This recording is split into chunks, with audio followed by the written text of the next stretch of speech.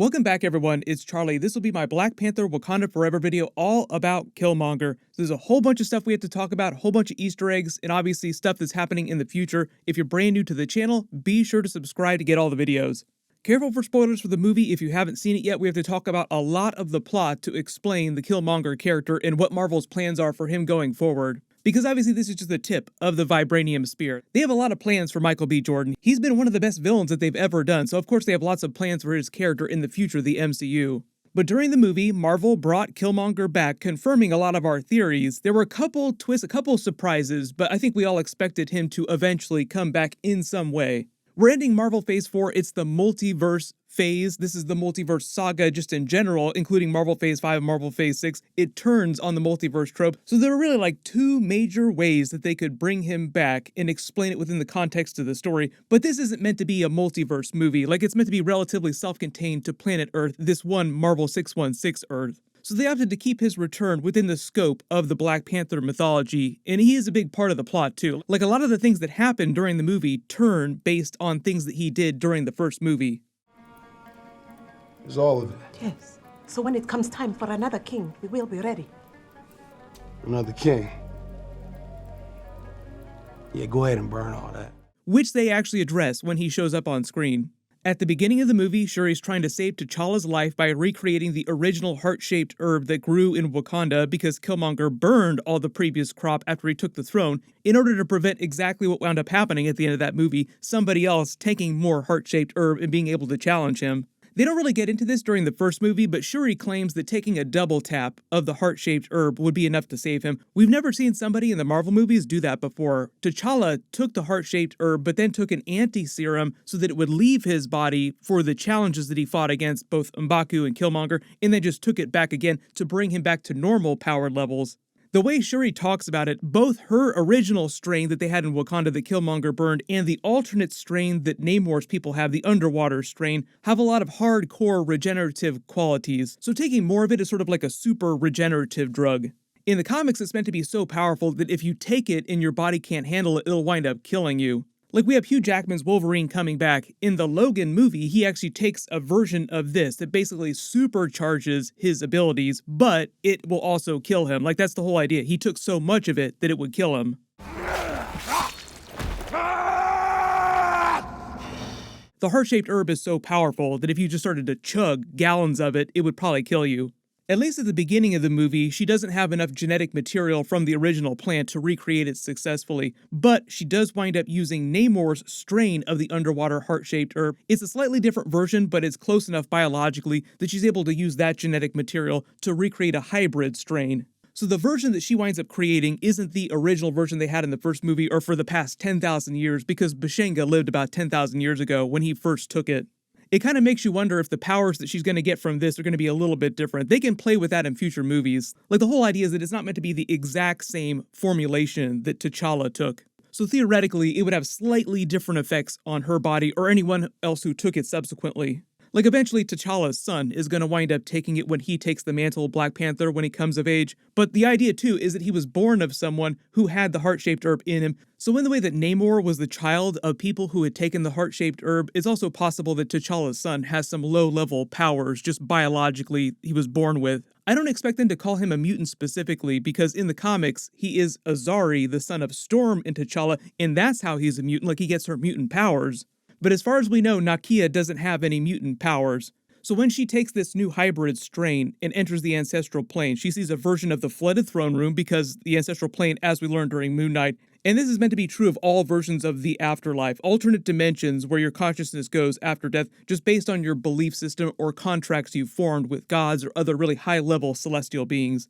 The place you go is you crossing between dimensions, and it's a creation of your own mind. So she comes to this place because she was thinking about her mother's death and Namor, and thinking that she'd find her mother, which is why she calls out to her first, until she sees that Killmonger is here instead. And just to explain which version of Killmonger this is, it's meant to be the original Killmonger from the first movie, like the exact same person that we saw, but it's just his consciousness. At the end of that movie when he was dying, he told T'Challa he wanted his body to be cremated and buried at sea in order for him to come back to life, which you can do, we learned from Moon Knight. You actually need a physical body to do it, which is how they brought T'Challa back at the end of the first movie. Like, that's the exact same twist. They preserved his body and brought him back from the ancestral plane. But the whole idea here is that he didn't wind up in the ancestral plane because he took the heart-shaped herb. All Wakandans who believe in that place go there after they die. Like Shuri's mother is in the ancestral plane even though she hadn't taken the heart-shaped herb because it was part of her belief system. And it's all part of that idea from the Captain America Civil War movie when T'Challa is telling Black Widow, oh, death for us is more of a jumping off point. It's not the end. Because very literally, it's all their original consciousnesses just living there in that alternate dimension. The reason why Killmonger was the person that she saw there is because subconsciously Shuri wanted revenge on Namor so badly, she wanted to basically pull a Killmonger. So when she traveled there, she subconsciously called out to him without realizing it, and he was probably pretty amused when he heard her call, like, you're asking for some revenge, I can help you with that. And even though they edit this first interaction between the two of them to not fully reveal what they talked about, at the end of the movie, they reveal when she's fighting Namor about to kill him, that he basically confronted her about this. He made her say it, like, I want to kill Namor, I want revenge, and I want this giant war. It was actually M'Baku, and then later seeing her mother in the ancestral plane calling out to her to chill, that stayed her hand in the final moment, sparing Namor's life. M'Baku was like, maybe we don't start an eternal war and burn the world to the ground. How about we not do that?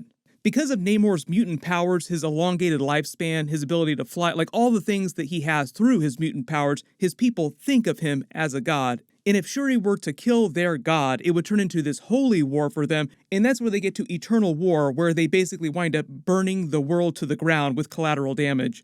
When she's talking to Killmonger, that's also why the throne room lights on fire. It's meant to be a metaphor for the war that she wanted and what it would eventually lead to. But her connection with Killmonger is also why her Black Panther suit looks kind of like Killmonger's suit. It's meant to be kind of like a combination of Killmonger's Golden Jaguar suit and T'Challa's last suit. All the gold highlights all over it. It's super flashy like Killmonger's, also super stabby looking like Killmonger's. Like you might cut yourself just trying to pat Shuri on the back. If it wasn't clear either, her panther claws are also much larger than T'Challa's claws. Like the suit just in general is designed to be much more aggressive like Killmonger's suit.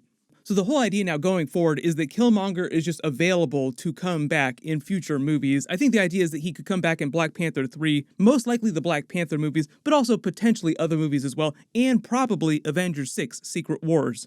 We also just saw a multiverse version played by Michael B. Jordan during What If. Secret Wars is a multiverse movie, so if you're ever hoping to see a live-action version of Killmonger who became Black Panther in a movie, that would be the time. Pretty much anybody who's ever been in a Marvel movie of any kind, anywhere, from any studio, is probably going to try and get into Secret Wars. It sounds like Kevin Feige is trying to make that work, which is one of the big reasons why they're doing Deadpool 3 with Hugh Jackman, Wolverine, because the next step is doing a version of him during Secret Wars, along with Patrick Stewart coming back as a version of Professor X. There's a lot of X-Men and mutant stuff going on in the background. Obviously, this movie invokes mutants through the Namor character, and I'm doing a new Black Panther video for X-Men, mutants, and how they're setting things up in the future of the MCU. Because then everybody's disappointed that Storm wasn't in this movie, because it'd be amazing to see Storm in a Black Panther movie because of their relationship in the comics. But because they explained T'Challa was married to Nakia and had his son T'Challa with her, what they might do is once they age up young T'Challa, is that he'll be the Black Panther to have the relationship with Storm in the MCU. So they can still eventually pay off that Black Panther-Storm relationship in the MCU, just with a different version of T'Challa. Everyone let me know in the comments, when do you think Killmonger will come back next? Maybe What If Season 2, technically, because those episodes are supposed to be releasing in like January next year before the Secret Invasion episodes.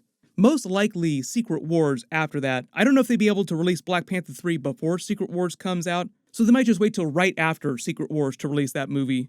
But there will be many more Black Panther movies, like there'll be a Black Panther 4, because they have to do a movie for Azari T'Challa becoming the next Black Panther, taking the mantle, and taking the throne of Wakanda, without directly copying the plot of the first movie, because that's basically what happened during the first movie, like The Lion King, but inside the MCU.